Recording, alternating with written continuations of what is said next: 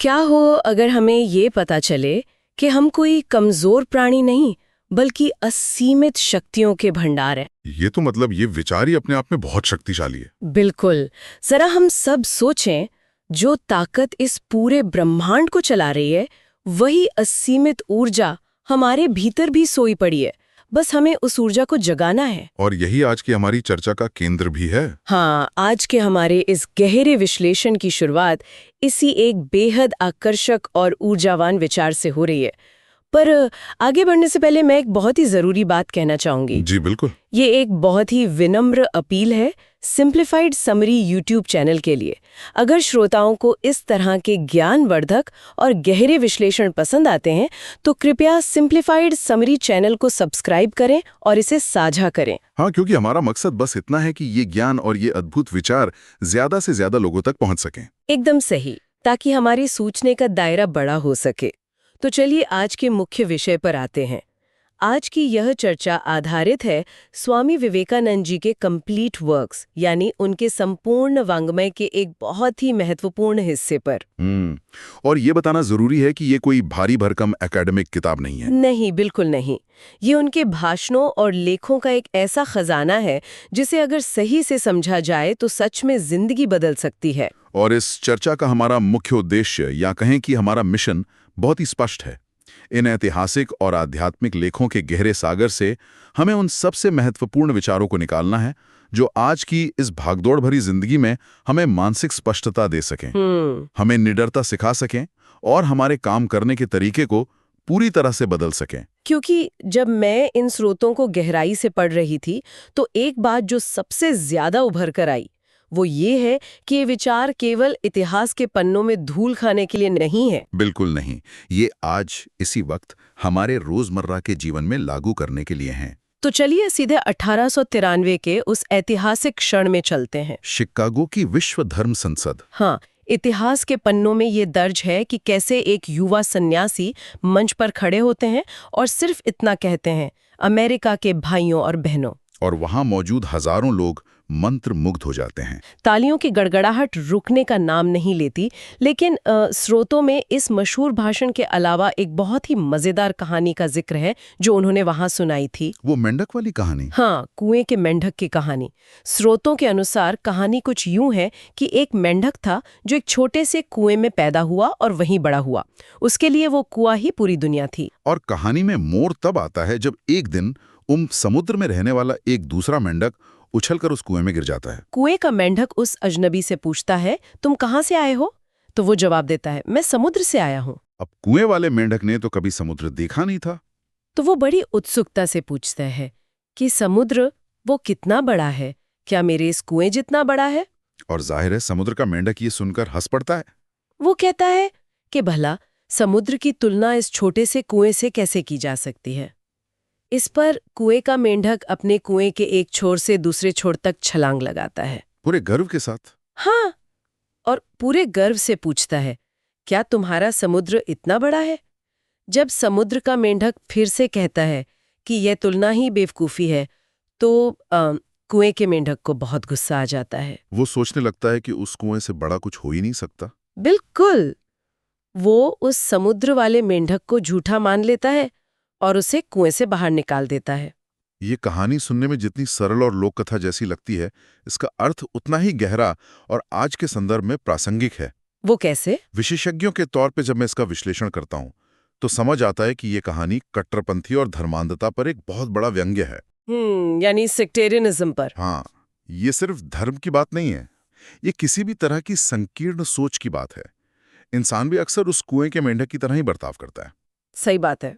वो अपनी विचारधारा, अपने धर्म या अपने सोचने के तरीके के कुएं में बैठकर ये मान लेता है कि बस यही पूरी दुनिया है। जो कुछ भी इस कुएं के बाहर है वो गलत है या झूठा है।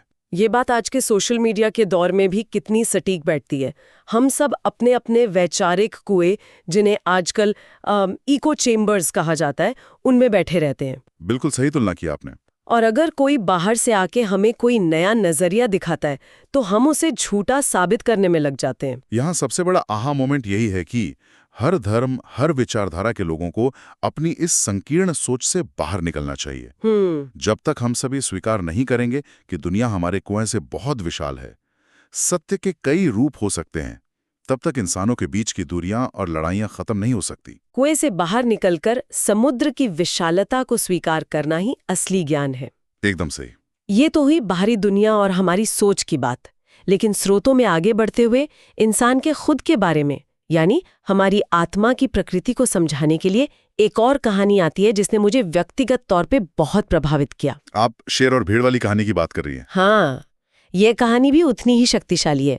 स्रोतों के अनुसार एक बार एक गर्भवती शेरनी भेड़ों के एक झुंड पर हमला करती है। उसी दौरान वो एक शावक यानी शेर के बच्चे को जन्म देती है और जन्म देते ही उसकी मृत्यु हो जाती है। और वो शेर का बच्चा उन भेड़ों के बीच ही पलता है। ये सबसे दिलचस्प हिस्सा है। वो बच्चा खुद को भेड़ ही समझने लगता है। बिल्कुल, वो भेड़ों की तरह ही घास खाता है, उन्हीं की तरह मिमियाता है, और जब कोई खतरा होता है तो भेड़ों की तरह ही डर कर भागता है। उसे कभी ये एहसास ही नहीं होता कि वो असल में जंगल का राजा है। और फिर एक दिन एक बड़ा शेर उस झुंड के पास आता है। वो ये देखकर पूरी तरह हैरान रह जाता है कि एक पूरा बड़ा शेर भेड़ों के साथ घास खा रहा है और डरकर भाग रहा है। तो वो बड़ा शेर क्या करता है? वो बड़ा शेर किसी तरह उस भेड़ों वाले शेर को पकड़ लेता है। वो उसे घसीटकर एक शांत झील के किनारे ले जाता है और पानी में उसकी परछाई दिखाता है। पानी में परछाई? हाँ, वो कहता है, जरा ध्यान से देखो, तुम कोई भेड़ नहीं हो, तुम मेरी ही तरह एक शेर हो। इसके बाद वो बड़ा शेर एक जोरदार दहाड़ मारता है और उसे भी दहाड़ने को कहता है। और तब सच्चाई सामने आती है। बिल्कुल, तब पहली बार उस भेड़ बने शेर के भीतर से एक असली गूंजती हुई दहाड़ निकलती है। उसकी सारी कमजोरी एक पल में गायब हो जाती है। क्या अद्भुत कहानी है। और इसका दार्शनिक पहलू और भी शक्तिशाली है। मैं भी यही सोच रही थी। स्रोतों में वेदांत का जिक्र आता है। वेदांत यानी भारतीय दर्शन का वो हिस्सा जो हमें हमारे असली स्वरूप से मिलाता है, जो बताता है कि हम असल में कौन हैं। तो वेदांत इंसान को कैसे देखता है? वेदांत के अनुसार इंसान की स्थिति बिल्कुल उस भेड़ बने शेर की तरह ही है। हम खुद को एक कमजोर शरीर, एक नश्वर प्राणी, या जैसा कि कुछ विचारधाराएं कहती हैं, जन्म से ही पापी मान बैठते हैं। हाँ, ये पापी मानने वाला विचार तो बहुत आम है। लेकिन धर्म संसद में दिए गए भाषण में एक बहुत ही क्रांतिकारी बात कही गई थी। वहां इंसान को पापी मानने के विचार को पूरी तरह नकार दिया गया था। स्रोतों में हमें अमृत के पुत्र कहा गया है। अमृत के पुत्र, ये शब्द अपने आप में कितनी ऊर्जा भर देते हैं। बिल्कुल। वेदांत कहता है कि हमारी सबसे बड़ी समस्या या हमारा इकलौता पाप हमारी कमजोरी और हमारी अज्ञानता है। यानी हमने खुद को कमजोर मान लिया है। हाँ, हमने अपनी अज्ञानता की वजह से खुद को भेड़ मान लिया है, जबकि हमारे भीतर आत्मा के रूप में वो असीमित शक्ति मौजूद है जिससे ये पूरा ब्रह्मांड बना है। जब हम खुद को कमजोर मानते हैं तो हम खुद के साथ सबसे बड़ा अन्याय कर रहे होते हैं। इस कहानी का मुख्य उद्देश्य श्रोताओं के भीतर एक गजब का आत्मविश्वास जगाना है। हमें खुद को वो दहाड़ता हुआ शेर समझना चाहिए, न कि परिस्थितियों से डरने वाली और हर बात पर समझौता करने वाली भीड़। एकदम सही। ये समझना कि हम सब शेर हैं बहुत ही प्रेरणादायक है। लेकिन विशेषज्ञ महोदय, यहाँ एक बड़ा सवाल उठता है मेरे मन में।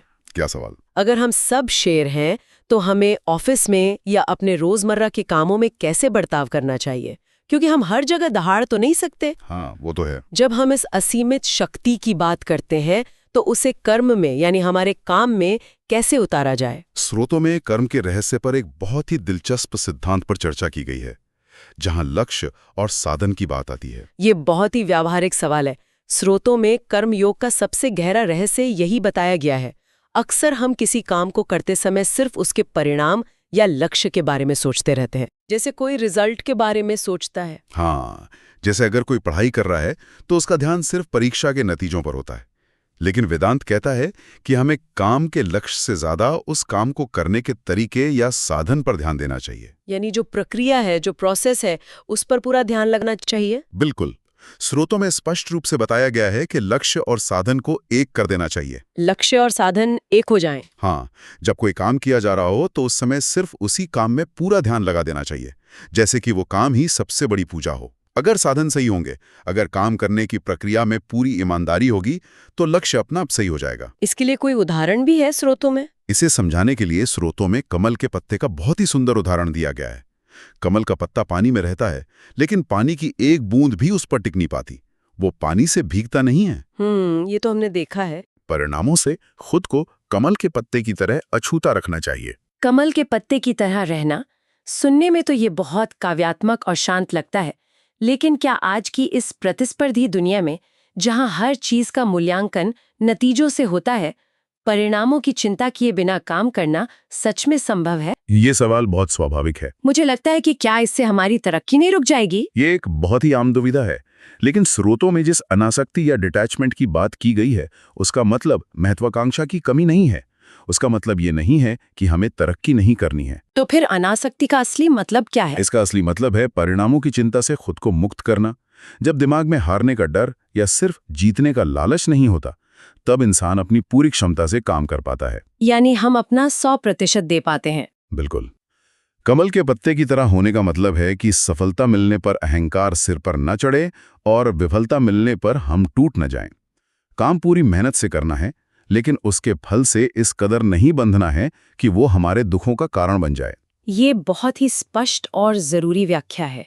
यानी काम में अपनी जान लगा देनी है, लेकिन काम के नतीजे को अपनी मानसिक शांति छीनने का अधिकार नहीं देना है। एकदम सही समझें आप। अब काम करने के सही तरीके से आगे बढ़ते हुए स्रोतों में सोचने के सही तरीके पर भी बहुत जोर दिया गया है। और यहाँ एक ऐसी बात आती है जो थोड़ी चौंकाने वाली है, पर आज के समय में बहुत ही जरूरी है। आप अंधी आस्था वाली बात कर रही हैं। हाँ, ये बात है अंधी आस्था के प्रति एक गंभीर चेतावनी की। उपनिषदों का एक शब्द स्रोतों में बार बार गूंजता है, अभी, जिसका मतलब है निडर। बिल्कुल। कहा गया है कि उपनिषदों की सबसे बड़ी सीख यही है कि निडर बनो। और इसी निडरता के संदर्भ में स्रोतों में कुछ धार्मिक समूहों और गुरुओं को लेकर बहुत सख्त चेतावनी दी गई है। कैसी चेतावनी? उन समूहों को हिप्नोटिक सेक्ट्स यानी ऐसे समूह कहा गया है जो एक तरह का वशीकरण करते हैं, जो हमारे सोचने समझने की ताकत छीन लेते हैं, जो हमें सोचने नहीं देते हैं। हाँ, ये ऐसे लोग या पंथ हैं जो कूदफान करते हैं, कृत्रिम रूप से लोगों को भावुक कर देते हैं और उन्हें अपनी अंधी आस्था का गुलाम बना लेते हैं। ये तो बहुत ही गंभीर बात है। यानी धर्म के नाम पर जो भावनाएं भड़काई जाती हैं, स्रोतों में उसका कड़ा विरोध किया गया है। बिल्कुल। स्रोतों में स्पष्ट कहा गया है कि किसी भी इंसान, संस्था या विचार के पीछे अपनी बुद्धि को खो देना मानव जाति के लिए बहुत खतरनाक है। ये इंसान को कमजोर और परजीवी बना देता है। परजीवी यानी दूसरों पर निर्भर। हाँ, असली धर्म वो है जो इंसान को ताकतवर बनाए, स्वतंत्र बनाए। जो धर्म या गुरु मानसिक रूप से हमें अपना गुलाम बनाए, वो हमारी मदद नहीं कर रहा, बल्कि हमारे पतन का कारण बन रहा है। खुद की बुद्धि और खुद के विवेक पर नियंत्रण खोना सबसे बड़ा नुकसान है। हमें किसी भी विचार को सिर्फ इसलिए नहीं मान लेना चाहिए क्योंकि किसी बड़े आदमी ने वो कहा है। उस पर विचार करना चाहिए, तर्क करना चाहिए।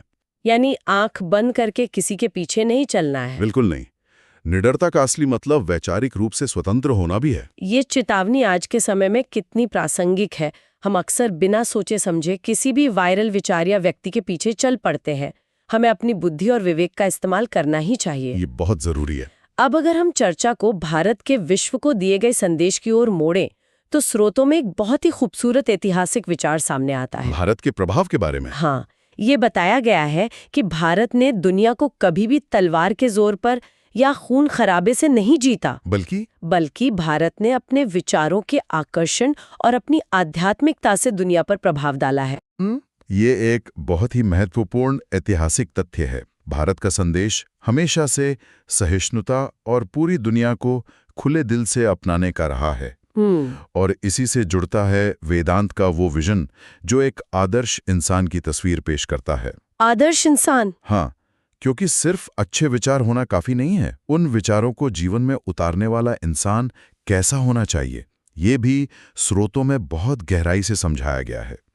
अक्सर हम सोचते हैं कि जो सिर्फ किताबी ज्ञान रखता है वो सबसे ज्ञानी है। आमतौर पर लोग ऐसा ही मानते हैं। लेकिन स्रोतों के अनुसार एक संपूर्ण या आदर्श इंसान वो है जिसमें चारों योगों का पूर्ण संतुलन हो: ज्ञान योग, राजयोग, भक्ति योग और कर्मयोग। ये चारों योगों का संतुलन थोड़ा तकनीकी लग सकता है। क्या हम इन चारों को एक एक करके थोड़ा सरल भाषा में समझ सकते हैं? बिल्कुल। इसे हम एक आधुनिक इंसान के जीवन से जोड़कर देखते हैं। सबसे पहले है ज्ञान योग। ज्ञान योग। कि अपनी समझ विकसित करना। ठीक है, यानी हमारी बुद्धि का सही इस्तेमाल ज्ञान योग है। और दूसरा राजयोग क्या है? राजयोग का संबंध हमारे मन और हमारी एकाग्रता से है। आज के समय में जिसे हम माइंडफुलनेस या फोकस कहते हैं, वही राजयोग है। एक रहस्यवादी की तरह अपने भीतर झांकना और खुद पर, अपनी इंद्रियों पर नियंत्रण रखना। तो बुद्धि जो कि ज्ञान है और मन पर नियंत्रण जो राजयोग है, ये दोनों आ गए। तीसरा है भक्ति योग। क्या इसका मतलब सिर्फ पूजा पाठ है? नहीं, भक्ति योग उससे कहीं ज्यादा गहरा है। इसका मतलब है भावनाओं का शुद्ध रूप, एक भक्त की शुद्ध भावना और निस्वार्थ प्रेम। निस्वार्थ प्रेम। हाँ, ये वो ऊर्जा है जो हमें दूसरों से जोड़ती है।